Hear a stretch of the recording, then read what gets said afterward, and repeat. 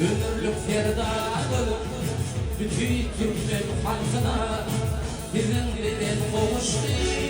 İlim toplu baltana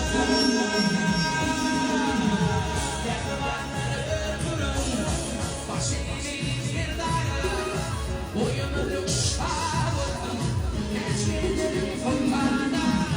Kahramanları öldürün başını bir dara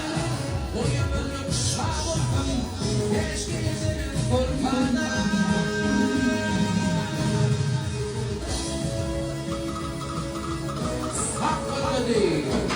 Hakkını yoldurum onu yürüp bile duyup diyen var Lafı bile dönü arkada Denizlerden diyen 20 milyon var Arkadan sonra